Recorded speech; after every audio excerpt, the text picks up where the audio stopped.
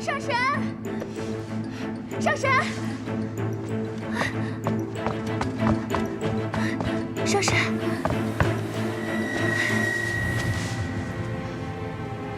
上神昨日说小殿下3更便会醒来，如今已过了3更，小殿下却仍没有醒来的征兆，反倒是小脸越来越红。奴婢急得很，也没有别的法子，才来惊动上神的。等闲的小娃娃喝了果酒，确实睡到3更便能醒过来。看来我是高估了阿离了。照他这势头，大概要睡到明天早上了。不过你看他这小脸红扑扑的，说明酒意正发出来了，你不必担心。你该不会自打昨日抱了团子，到现在眼睛都没合一下吧？放心吧，我等下渡他些仙气，保证明天起来又是一个活蹦乱跳的团子。不过这小娃娃喝了酒，第2日最好喝些煮得糊糊的粥。你先下去歇息吧，养足精神，明早多些粥来。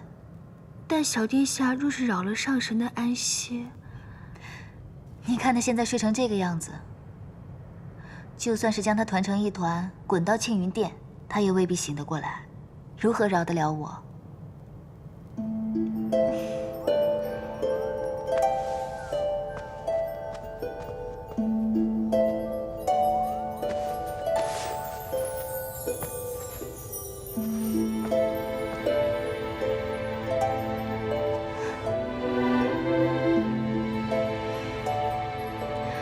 照顾小孩子真不是件容易事，这夜华也真是颇有耐心呢。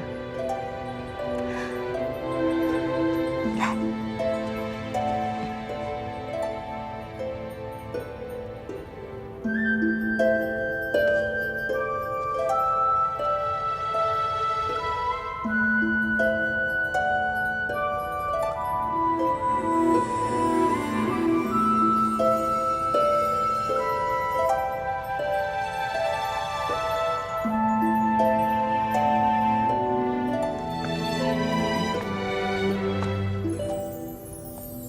小殿下还未醒过来。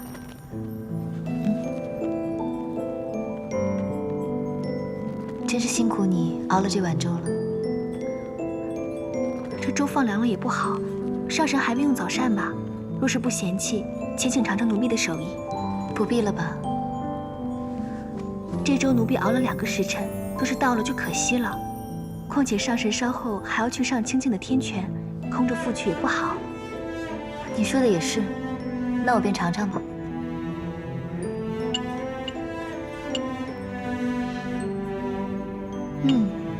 果真是好手艺。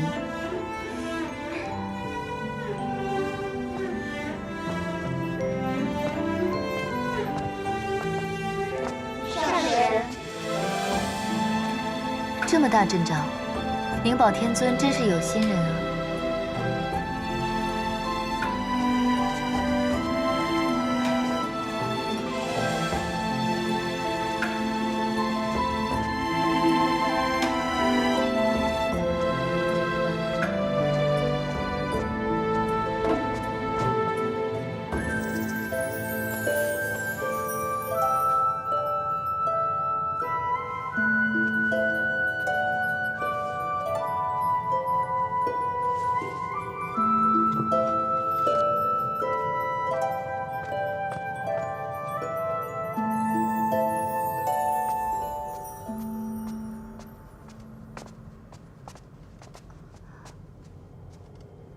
娘娘，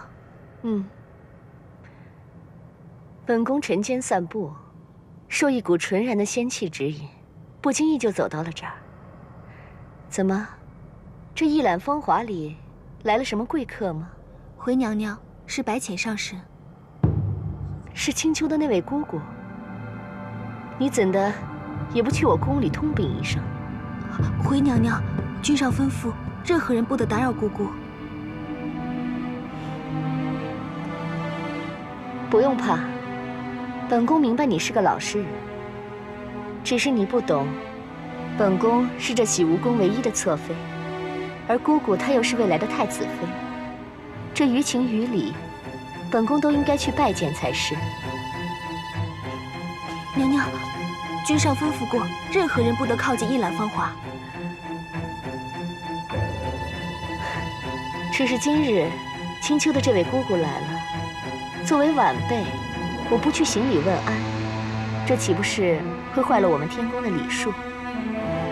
况且我也许久没有见过小殿下了，恰好去看看。可上神已经去上清境了，小殿下也还歇着，娘娘就别进去了。上清境？灵宝天尊的上清境，不是已经关闭许久，竟重新开了吗？君上说上神在异界大战一场，受了伤，这才去天泉疗伤。是吗？那本宫更要替君上好好招待这位上神了。那晚些时候本宫再来。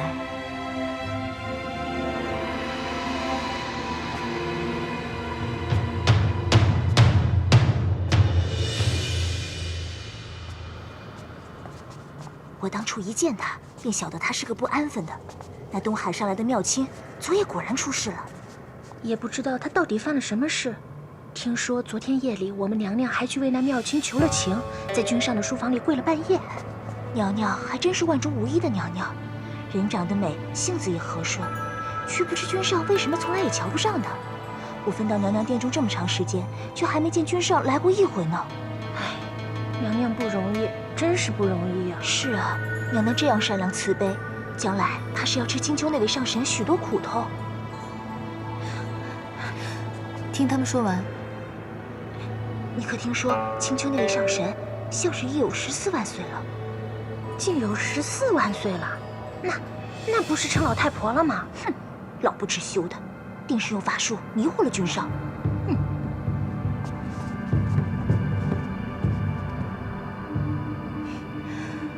我依稀记着，这天宫里有一道规矩，是不得妄议上神，是不是？是。这两个宫女太不像话了，惹怒上神。动怒倒是没有，只不过偶然听到别人这样说，不大顺耳罢了。虽然我是不太计较，但这天宫这么大，总是要让人知道，这规矩立在这儿不是当摆设的。你们说是吗？上神说的是。而且这后宫呢，最忌讳热闹。我看这两个小仙娥也是性子太活泼了些，恐怕不适合这份差事。不如你们挑拣挑拣，帮他们另谋份差事吧。是。今日阿离也不在，我自己在这天泉也是无趣。你们在此候着吧，我去挑几本书来。是。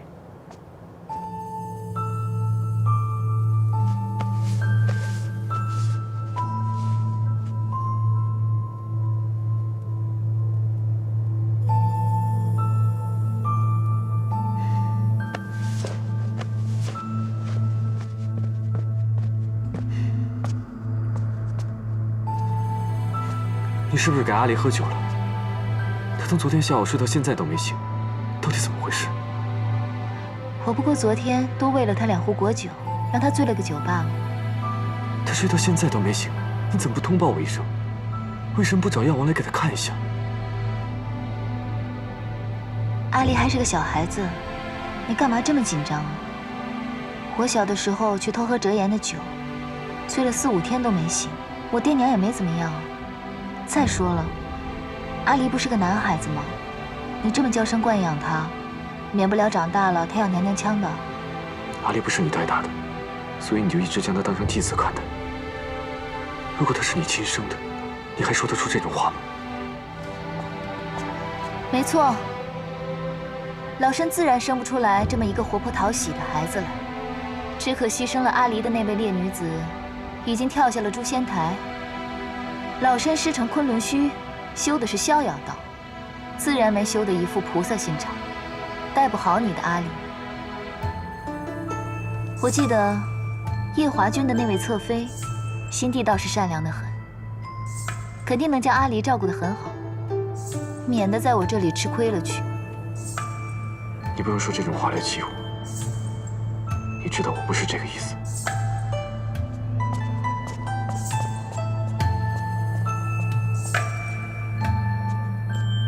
一大早就被2个天族的奴婢编排也就罢了，回来还要被天族的太子教训。我来此处是养伤的，又不是受气的。上神，上神可见到方才是谁从这院子里出去了？怎么了？慢慢说。上神责罚奴婢吧，都是奴婢的错。上神对小殿下这般好，就算是奴婢的主子再生，也会感念上神的。此番若因了奴婢，让小殿下栽在素锦娘娘手里，那奴婢就……你刚刚说团子栽到素锦手里，是什么意思？是奴婢着急了。方才上神前脚刚刚走，素锦娘娘就来了，说是受了仙气指引，来一览芳华看看贵客，顺便看看小殿下。那素锦来见我？是。可君上早在300年前就说过，素锦娘娘是不得靠近一览芳华的。素锦娘娘这些年也一直遵守着规矩，可今日不知怎么的突然就来了，奴婢死活拦着才将她拦住。没想到我刚去后院打水，回来就发现小殿下不见了。你先别担心了，抱走团子的是夜华，跟那素锦没什么干系。上神说的可是真的？我骗你做什么？若真是那素锦把团子抱走了，我早就去抢回来了，还留在这安慰你吗？那便好，那便好。不过话说回来，看你如此提防素锦，这素锦可是与团子他亲娘跳下诛仙台这件事情有什么干系吗？天君明令了，任何人不得提起此事。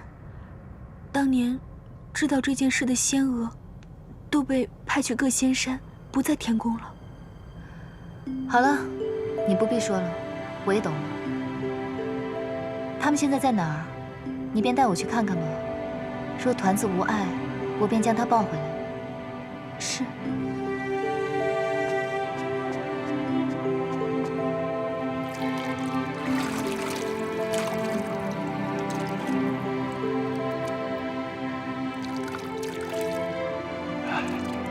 君上不必担心，小殿下只是酒量太浅，没什么大碍，在这醒酒汤里泡一泡，黄昏之前就能醒过来了。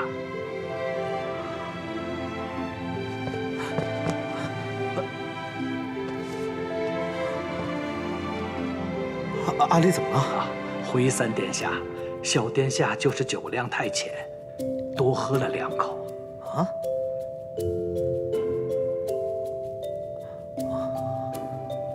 好，你先下去吧。是。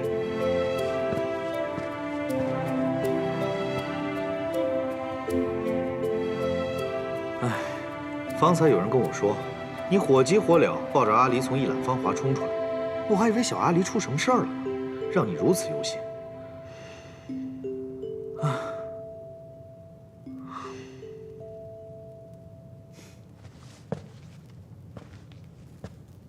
我以为你把白浅带到天上来，也算好事将近，会心情愉悦呢。可看你这脸色，也没好到哪儿去啊。是因为要做新郎官焦虑了？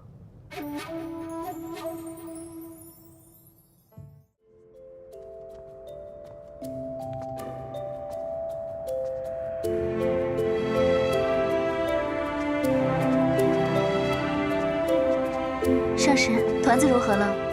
回上神，小殿下如今已醒了。醒来了，为何不跟你一道回来？君上说小殿下方才泡了药汤，今夜就留在紫宸殿了。那今天就不送过来了？罢了，我还是去看看吧。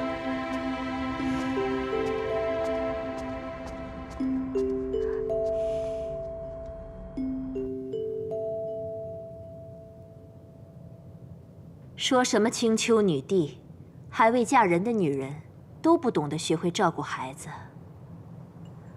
阿离才这么小的年纪，就为了这么多的酒，睡了一日一夜，都不觉得内疚。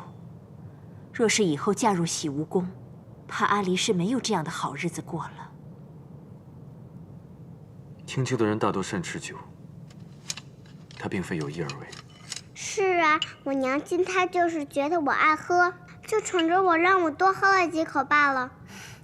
还娘亲呢？谁教的？白浅上神。她就是娘亲，是父亲画上的那个娘亲。画上的？回娘娘，臣妾前2日见到姑姑时也吓了一跳，确实很像。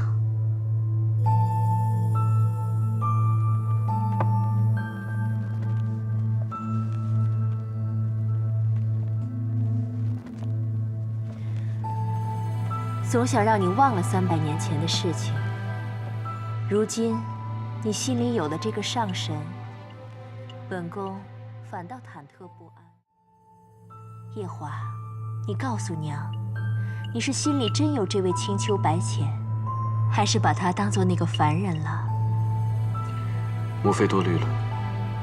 夜华的妻子，便是天君赐婚的白浅，儿臣从未把她当作别人。那就好，那就好。你作为侧妃，于情于理都应该拜见一下这位上神。臣妾今日便去了。不巧，姑姑她去了上清境天泉，明日一早，臣妾便再去一趟。好。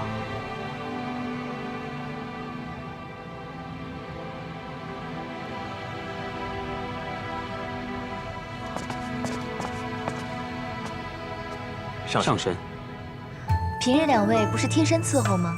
今日怎能守在殿外了？君上在殿内和乐须娘娘在一起。乐须娘娘，夜华的母妃。正是。上神找君上有什么要事吗？也没什么要紧事，就是想来看看阿离。那要不要属下去通报一声？不必了，我迟些再来吧。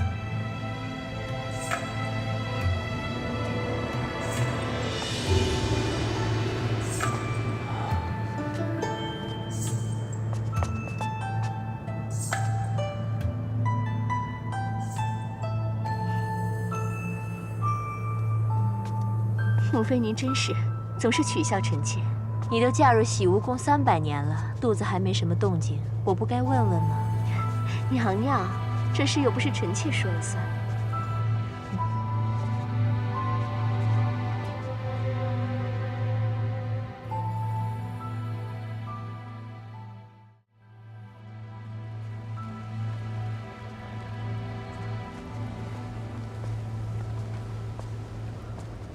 白真上神，不必多礼。折颜可在里处？上神从昨夜来，就一直守在大哥身旁。他从不会因此乱了方寸。我总觉得你大哥的病哪里不对，却又说不出来是什么问题。白真上神说的不错，不论从我大哥病的起因，还是到折颜上神的表现，都很是蹊跷。不说了，先带我进去。上神请。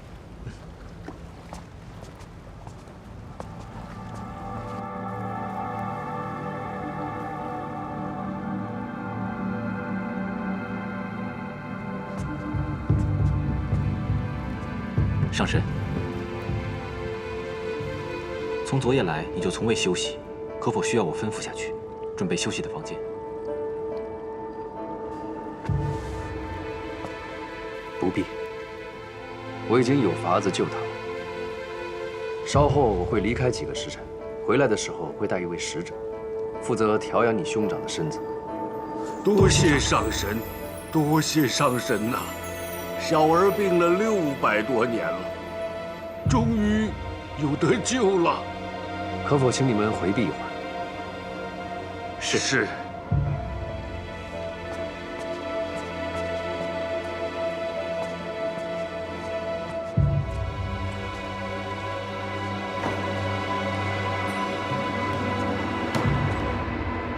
前日你离开，我想起你的神情和语态，总觉得有什么地方不妥。现在你又让他们都下去，难道你是有什么要紧的事要说？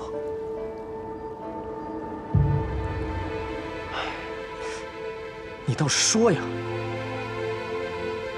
真真，你或许猜到了，父神的嫡子，这四海八荒唯一的战神墨渊，如今竟然弱得要靠旁人的一缕仙气来护养。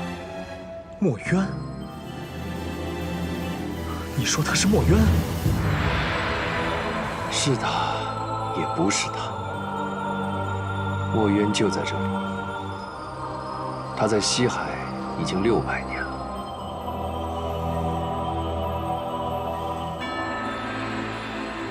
你可知道，昆仑虚荒废7万年，你的16个弟子散落四海找寻你的下落。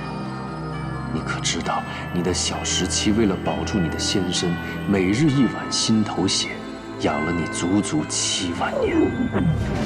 墨渊，你终于回来了。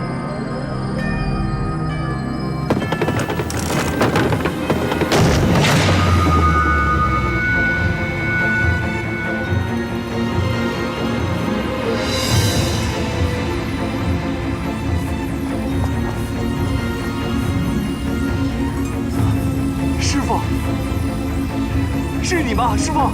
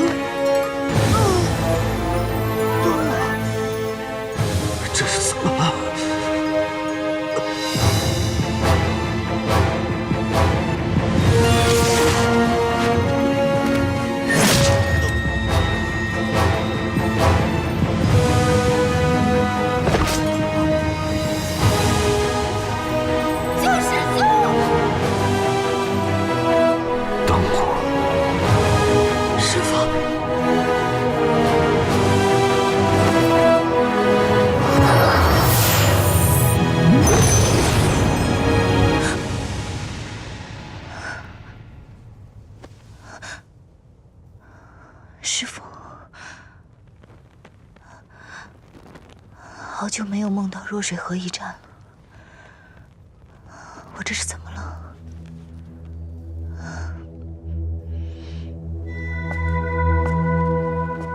我还是不敢相信，墨渊他真的回来了。真真，你先在这里守着，我去将小舞带过来。你要去告诉小舞？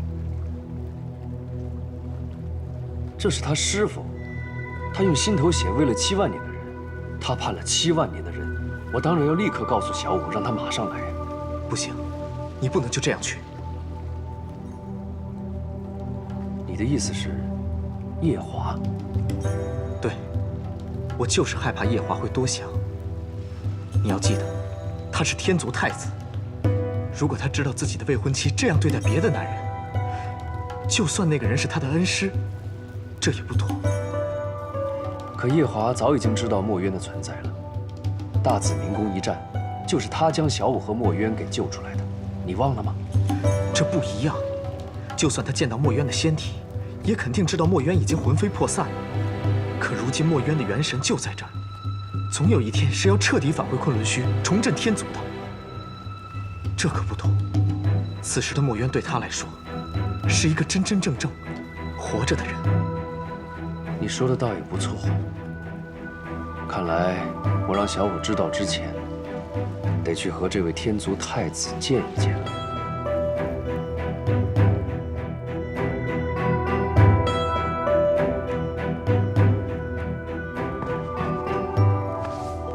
君上，君上为何今天脸色如此难看？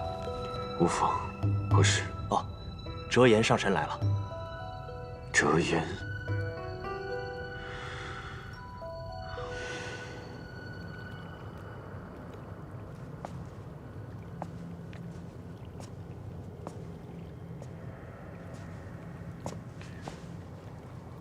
折颜上神，太子殿下，不知上神前来所为何事？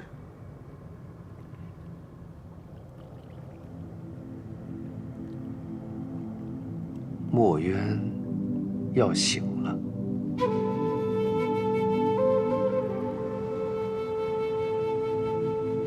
是吗？太子殿下难道就没什么想说的吗？没有，只是不知道什么时候能够醒。他如今借了西海大皇子的身体，正在慢慢的恢复元神。照眼下估计来看，大概还要7、8千年左右才能真正的回归到仙身。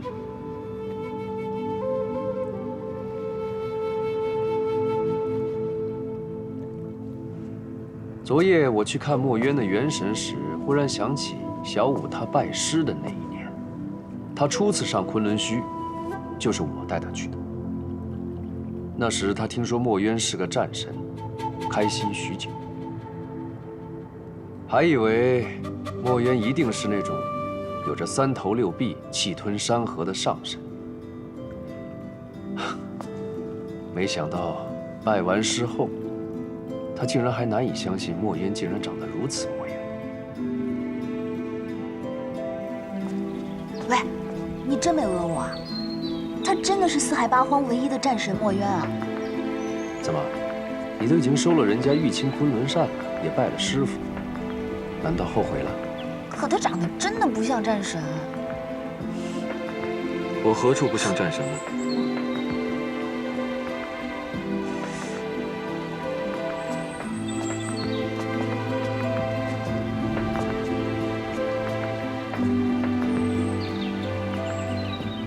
师傅，你生得如此秀气，像极了戏折子上那种与凡间小姐在后花园私会的小白脸。如何提得起轩辕剑呢？你是回视我像小白脸？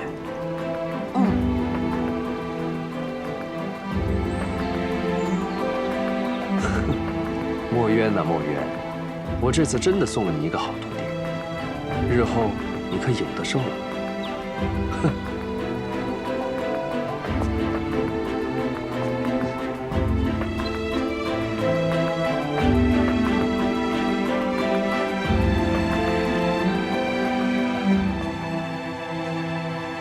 只是一时感怀，太子殿下不要太介意。无妨。夜华，你可曾怀疑过自己就是墨渊吗？ 没有，但我真的认错过，甚至于到昨晚上，都还在恍惚呢。我要去找小五了。上神，请留步。可有什么法子，能让墨渊上神早日醒来？太子殿下竟如此想让墨渊早醒吗？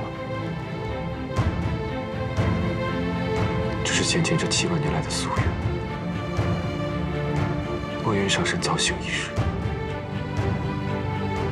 渐渐便能稍等一天。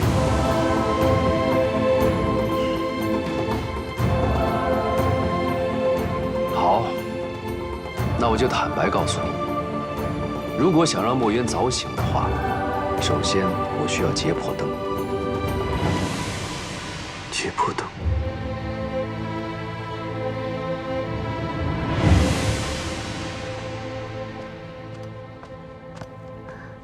上神醒了。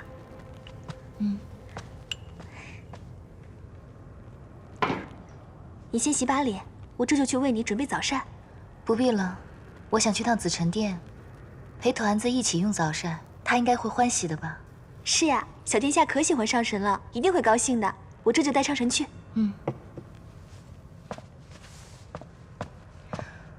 罢了，我还是去上清境吧。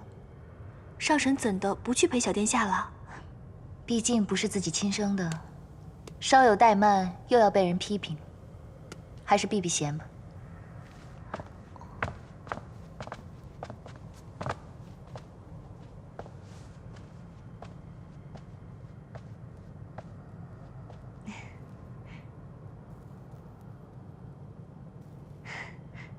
妹妹昨日一直在紫宸殿里陪乐须娘娘照顾小殿下，今晨终是脱身，便急匆匆地赶过来，特意想过来拜一拜姐姐。你既然这么急着来拜我，为何昨日初见时不拜，现在才拜？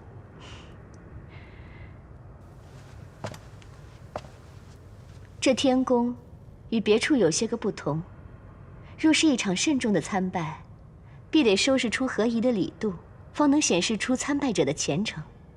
这按照天宫的规矩，姐姐方值天宫，妹妹便该来参拜的。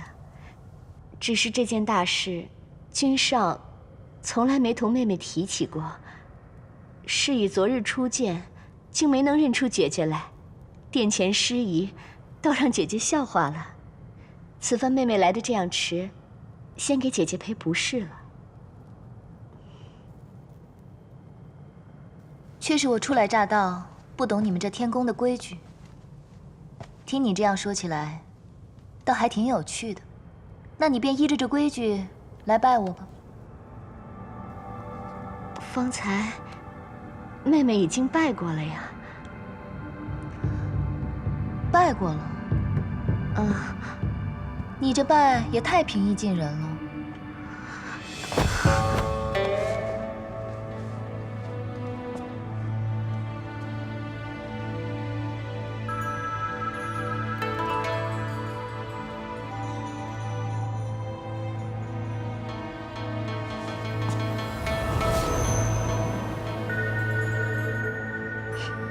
你这又是做什么？方才那一拜，妹妹是依着侧妃拜正妃的规矩；现在的这一拜，却是要拜恩人。姐姐这几个月来对阿离的照拂，妹妹实在是感激不尽。阿离打小便失了母妃，因着姐姐的容貌，错将姐姐当成自己的娘亲。如此失礼，还望姐姐你能多担待些。担待倒不必，我很喜欢她。君上对阿离的母妃用情很深。当年阿离的母妃跳诛仙台，君上便跟着一同跳了下去。被折颜上神救回时，在紫宸殿一躺就是60多年。姐姐，你看，这一揽芳华丽满院的桃花，就是君上为了纪念阿离的母妃所种下的。君上这200多年来，没有一时是愉悦的。姐姐，你既然同阿离的母妃长得像，妹妹觉得这实在是个缘分。方才的这一拜，也是盼着姐姐你能够早日同君上成婚，以慰藉君上那颗已经死了一半的心。这侧妃倒真是机灵得很。这是要说我青丘白浅能得夜华如此倾心相待，只是因为和阿离娘亲长得很像。亏得我在凡界游荡时瞧了许多这样桥段的戏本子，方能入木3分地领会他这个话背后的意义。你既和我推心置腹地说了这么许多，我也应当同你讲几句心里话。姐姐请说。素锦，你心里所求的东西，并不是人人都想要的。做神仙，还是不要太聪明的好。姐姐说的话，妹妹听不太懂。听不懂是吧？听不懂的话，回去闭门思过几日，自然便懂了。是。先别急着起来，我还有几句话要提点你。我这个人呢，一向受四海八荒众仙朝拜，依的是我们青丘的礼。你若说要来正经的拜我一拜，需提前3日沐浴更衣，吃斋焚香，3日后方可向我行3跪9叩之礼。这礼是麻烦了些，但若是你那夫君夜华来拜我，我也是受得起。只是我一向不喜欢小仙们这样来拜我觉得太过繁琐，依手心意到了便可。所以你下次若是说来正经的拜我，还是行我们青丘的礼了，不必跟我提天宫的规矩了。都是妹妹疏忽了。再者，我阿娘之前并未给我添过什么妹妹，你年纪轻轻叫我一声姐姐，叫得我心里不太舒服。所以，你还是跟着规矩，叫我一声上神吧。上神，你退下吧。是。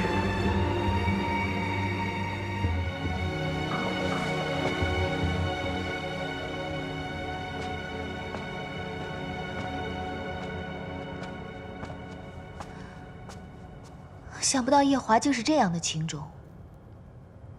当初他应该是爱团子娘爱得深切，若我推断的没错，团子娘应该是被这素锦逼得跳了诛仙台吧。以夜华的性子，怎么没将这素锦给劈了？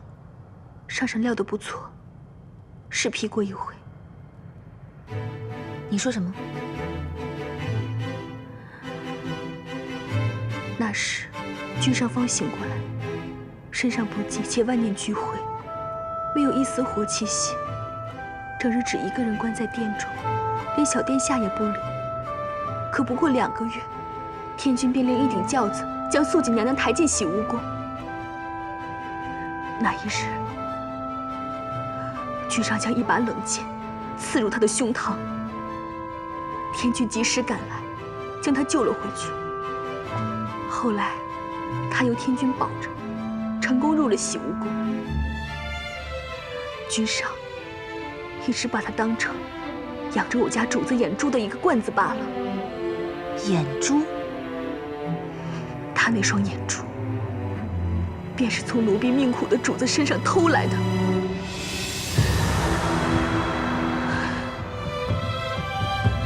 乐须娘娘说，君上以为将自己的心思瞒住，让9重天的人以为他不在意我家主子，便能保住我家主子的命。可他的心思瞒住了天上诸位神仙，也让我家主子心灰意冷，以为君上当真嫌弃了他，却没瞒过天君，终究还是要了主子的一条命。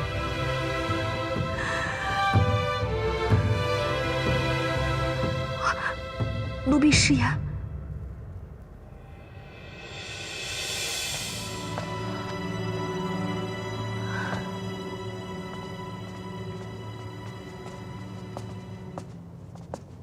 折颜，刚刚那个侧妃是不是看到了你，所以才行如此大礼？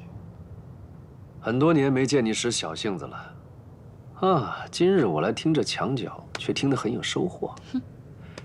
你四哥常常埋怨我当初不应该送你去昆仑虚，送错了，说你不过就是学个艺，怎么学得整个人不太灵光了，完全没有当初他待你时的天真活泼了。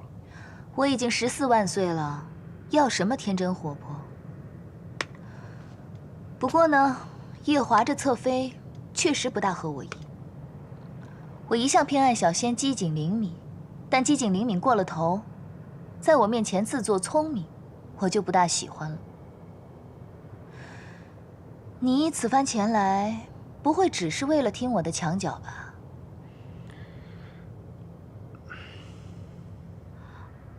奴婢先去上清净，后着上神。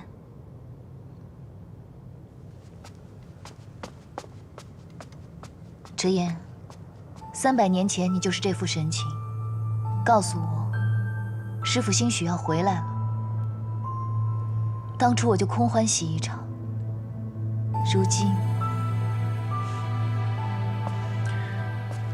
如今，我告诉你，墨渊真的要回来了，你也不急吗？你当真不是在骗我？丫头，这次绝对不是骗你的。前些日子，我跟珍珍去了趟西海，办了一趟事情，在那里遇到了西海大皇子。那时候我就发现这西海大皇子身上的仙气很不一般，于是我就施了仙法，查探了一番。结果查探下来，竟被我发现他是2个人。醒着的那个是他自己，睡着的另一个如何？另一个便是你师父墨渊。你怎么知道的？你年少时也曾跟我学过这门法术。西海大皇子身上沉睡的另一个人，我随着他的源头追随过去，查出他是由一片一片破碎的灵力结合而成。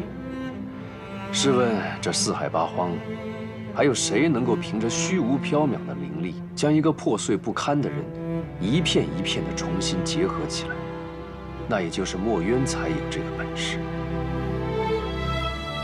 再则，他是父神的嫡子，我是父神养大的，从小我们2个便在一起，他的仙气，我自然是熟悉得很。从前你曾经跟我提过，说墨渊灰飞烟灭之前，曾嘱咐你们10几个师兄弟等他。我一直以为那是他留给你们的一个念想，直到昨夜我见到他，才真正叫我佩服。墨渊这辈子从没让人失望过，这才是峥嵘男儿的本色。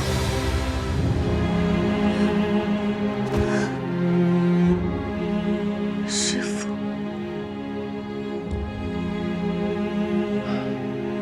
他花了7万年才到今日这个模样，如今还有一点散，需要借旁人的仙力继续调养。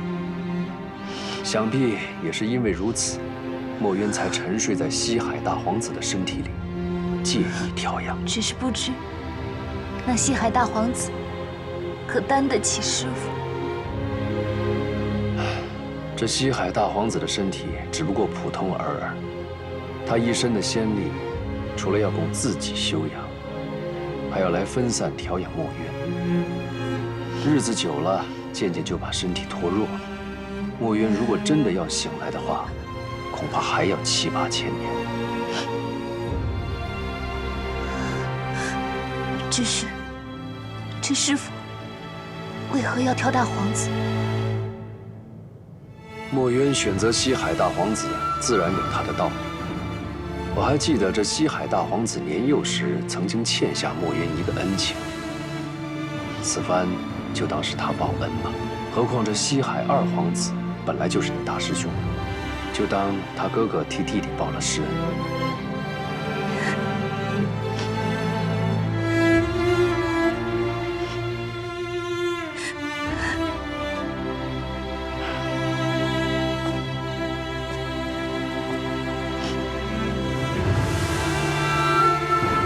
丫头，你怎么哭了？这件事情，我心心念念了7万年，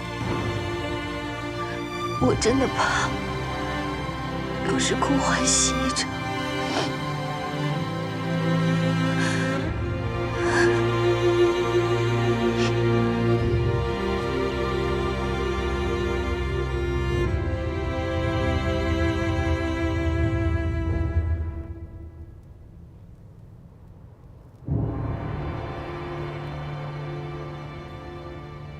方才你恨不得捏朵云彩，立即奔向西海，怎么眼下又如此磨蹭呢？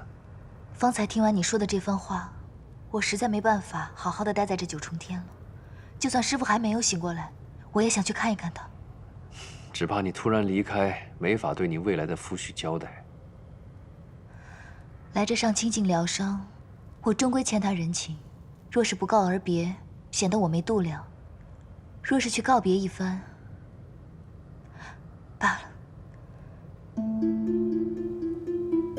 夜华君，多谢这几日的招待。芊芊，你真的要离开我了吗？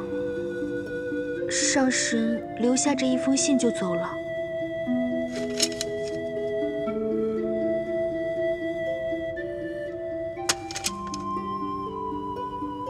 他可还有什么话吗？一句话也没有。看上去应该是家里出了什么要紧事，红肿着一双眼睛，也来不及看眼小殿下就走了。去吧。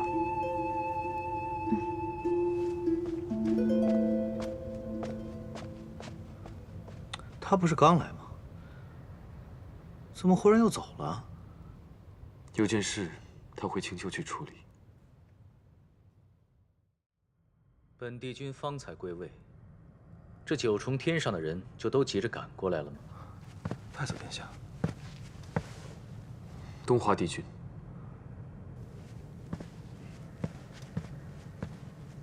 太子殿下，请。不必了。我只有2个问题。哦，殿下问吧。神仙之间度修为，是否一定要神之草？不错。帝君可曾和东海瀛洲那4头神兽交过手？并未交过手，但300年前青丘狐帝白芷为了拿到神之草，为白浅度修为救命，曾与那4头畜生恶斗过。神之草虽然拿到手了，但也受了重伤。这4海8荒能与狐帝修为比肩的，没有几个。本帝君算一个，或许殿下你也可以试一试。多谢帝君，告辞。你问这些可是为了墨渊？帝君如何知晓？我不只知道你问这些是为了墨渊，我还知道青丘白浅就是当年昆仑虚座下17弟子司音。天族寻找墨渊上神已7万余年，帝君既早已知晓，为何不早早说出来？当年弱水一战是何等惨烈，想必你也听说过。可再惨烈的战事，经过了7万年，也都淡了。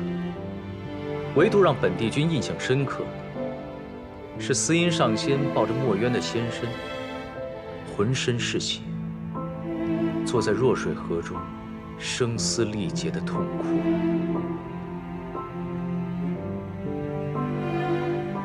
那时本帝君还不曾尝过什么是人生6苦，自然看不懂司音上仙所作所为的意义，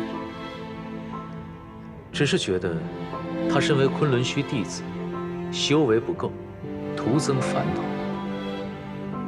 后来又听说，司音和墨渊的仙身消失无踪，也颇觉得好笑，觉得这位昆仑虚弟子太执着生死，并不像修道的仙人。没想到今时今日，本帝君反倒有些理解了。看来这下凡历劫一趟，还是有所收获的。帝君明白了什么？墨渊死就死了，受不受香火又能如何？他生前最宠爱的弟子就是司音，死后葬在司音的家乡，日日与司音相伴，一定会比葬在无望海好上许多。你说是吗？本君不是墨渊上神，自然不知他如何想的。本君还有要事处理，先告辞。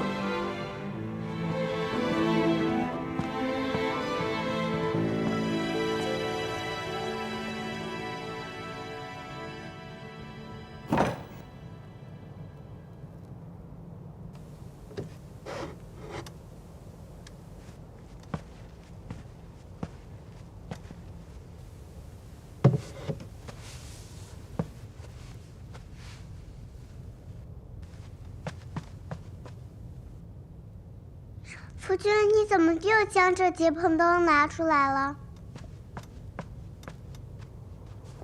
你当初不是说这灯一直燃着，娘亲就会回来吗？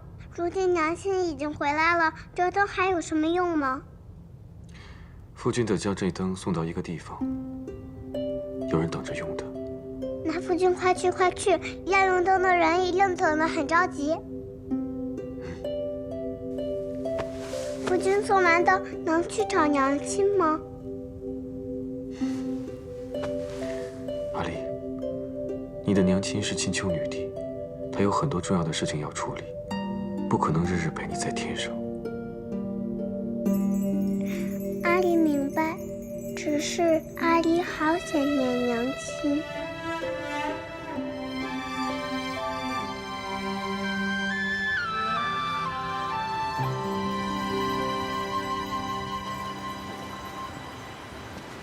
东南西北四海的水军，我印象最淡的便是这西海水军。当初与大师兄闲聊时，他说从他爷爷那一辈开始，近2代的西海水军都为人十分低调，才令得西海一族在四海八荒都没有存在感。唉，就是这么一位低调多年的西海水军，却为他大儿子做了一件很不低调的事情。他儿子不是已经病了600年了吗？儿子病了，请人来医就是了，能做什么？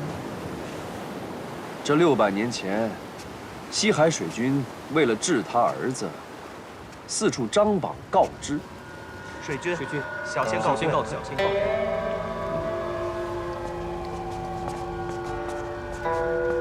海将军，水军，马上派人张贴告示，告诉天下人，谁能治好小儿之病，本军有重重赏赐。是。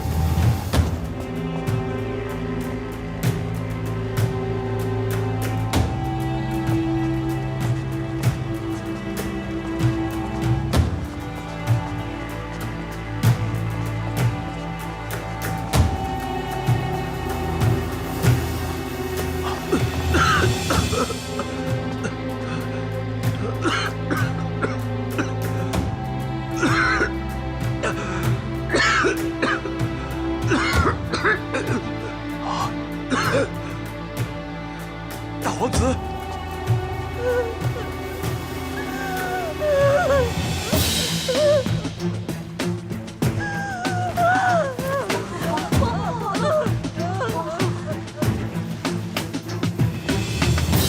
快点，迅速将榜文昭告四海八荒。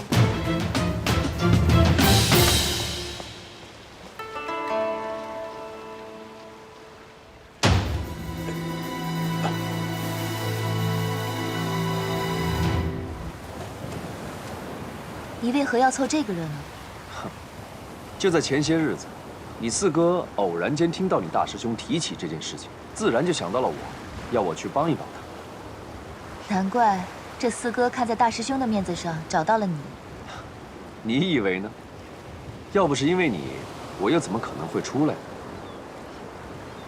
冥冥之中，也算是大师兄帮着师傅找到了你。若不是你，怎么会那么容易找到师傅的魂魄？冥冥中自有注定。若要墨渊的身子骨恢复得顺遂，那蝶雍的身子必须好好照料。接下来的日子就要辛苦你了。这本就是我该做的，谈何辛苦？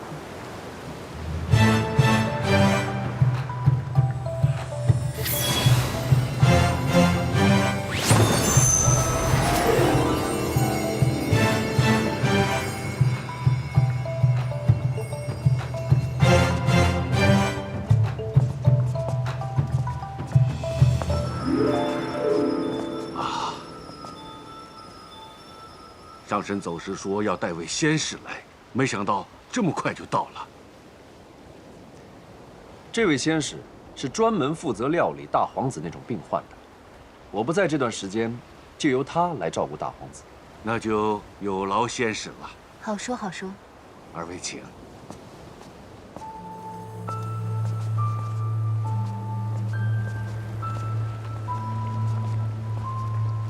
二位上神，前面就是小儿所住的福音殿了。不妥。先生，什么不妥？莫非对小儿的病有什么？回水君，小仙只是想到一件事情，非常紧急。啊，但说无妨。是这样的，小仙方才想到，调养之事需要十分的清静，可否方便水君立个规矩，从明日起，包括水君本人，不要靠近这里。好。夫人，你先回宫，我独自带2位上神入殿就行了。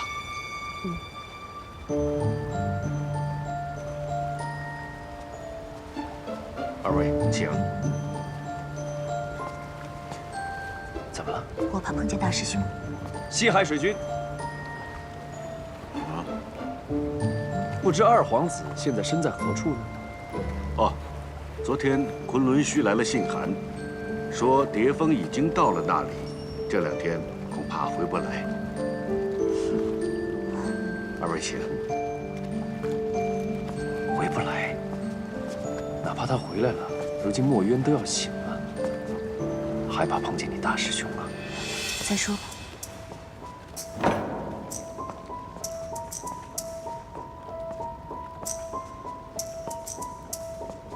请。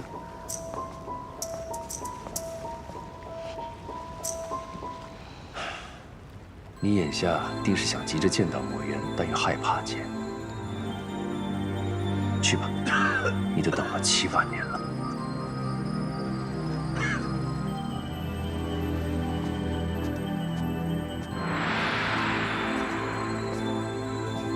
仙师，这个就是我的大儿子蝶雍。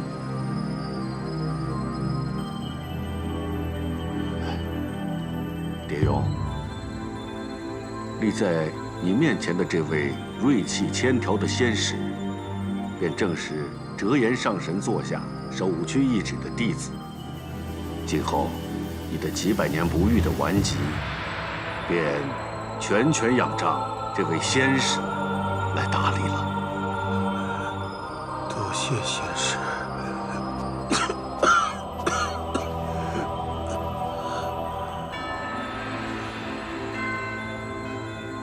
这脉象，不虚不实，不缓不红，不浮不沉。正如折颜所说，再正经不过的脉象。仙师，小儿的病，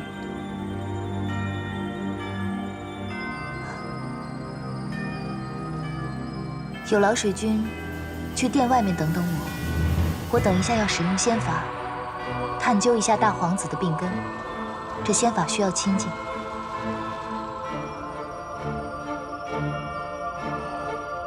是。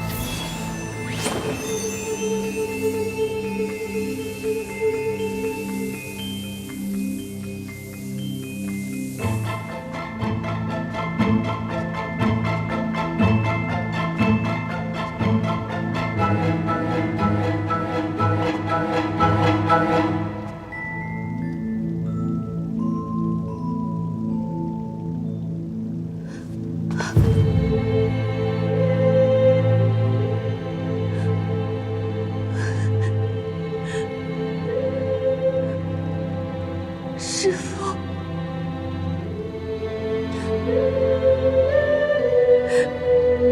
之前就听折颜说过，师父您在这。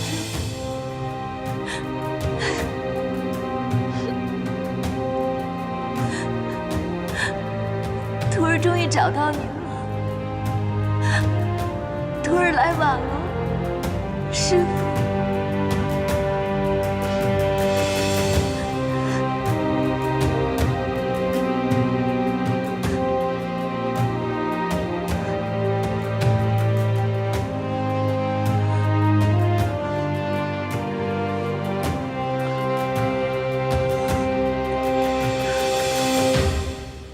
哭什么呀？难不成我这病没治了吗？就算没治了，你也用不着伤心的哭啊。别哭了，医不好我不怪你就是了。我是喜极而泣。你这人，我原本以为你是心肠软，不曾想你看到我受苦却很开心呢。也没有多开心。大皇子，还是早点歇息吧。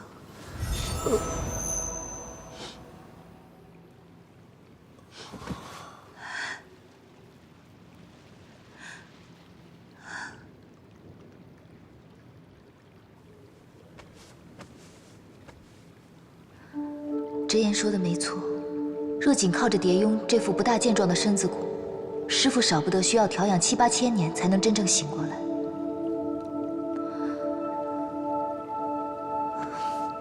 不过，若能借得天族的劫魄灯一用，再将我身上这14万年的修为渡他一半，便能助师傅早日醒来。看来，还是要回一趟九重天，亲自见见天君了。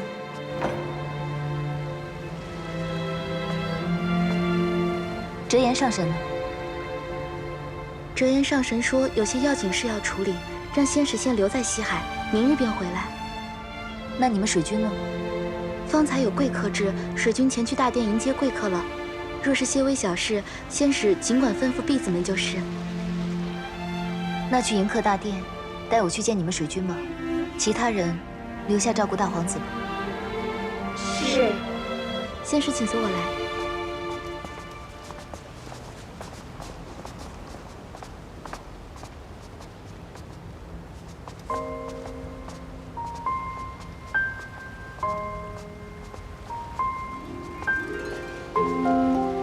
仙使，请。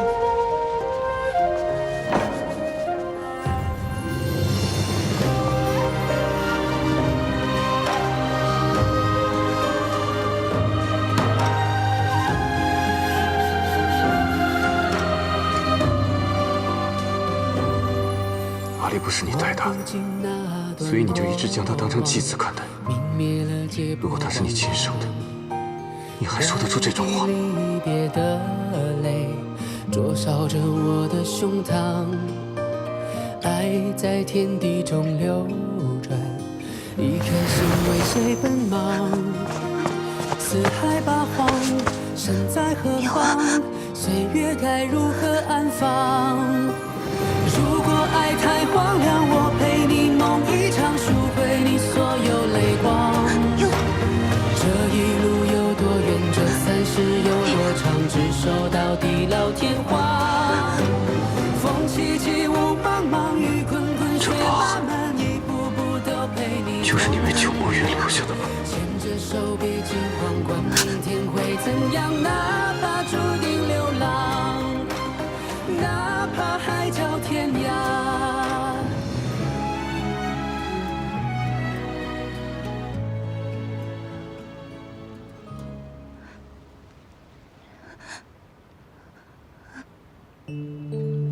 白起，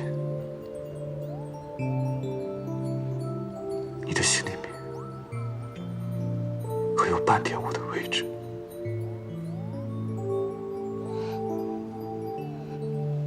你等了他7万年，现在他回来了，你的心中当然没有别人的位子。是我妄想了。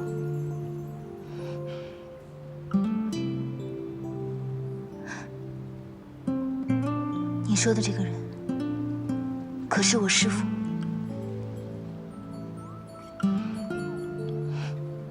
我师父回不回来，与你有何干系？而且师父的事情，仅有我、四哥还有折颜知道。你是怎么会知道的？是折颜告诉我的。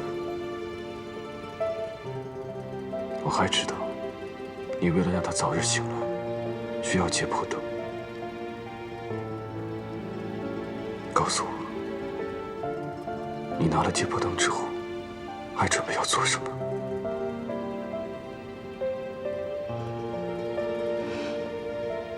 去营中拿神之草，然后将自己的修为炼成丹药，给蝶用服下。不出3个月，我师父便能醒过来了。你疯了！你以为凭你自己的力量，就能轻易取得神之草吗？无论如何，我也要取到那神之草。我知道，看守神之草的4头凶兽异常凶狠。当年，就算是我阿爹去，也弄得伤痕累累。即便如此，你还是要去吗？我当然要去啊！为了他，你连自己的命都不要了吗？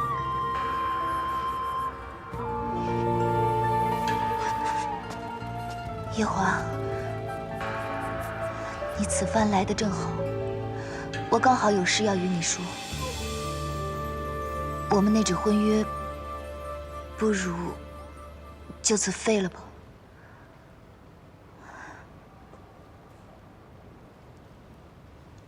你说什么？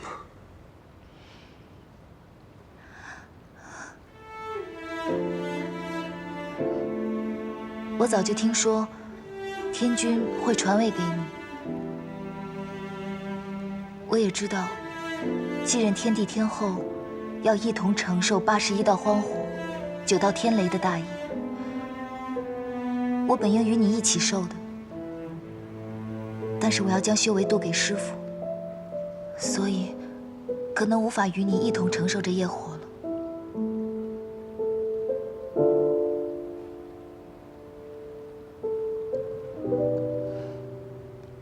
其实当初你我本没有什么干系的，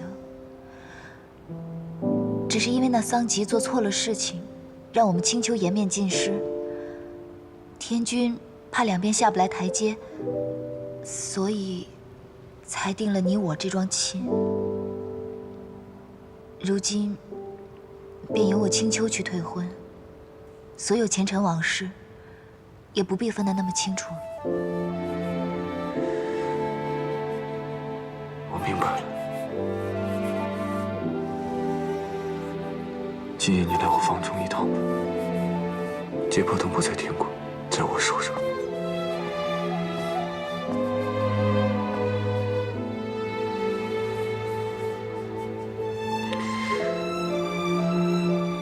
原来真的只是我在妄想。可是我欠了你多少，你又欠了我多少？怕是早已乱成一团，理不清。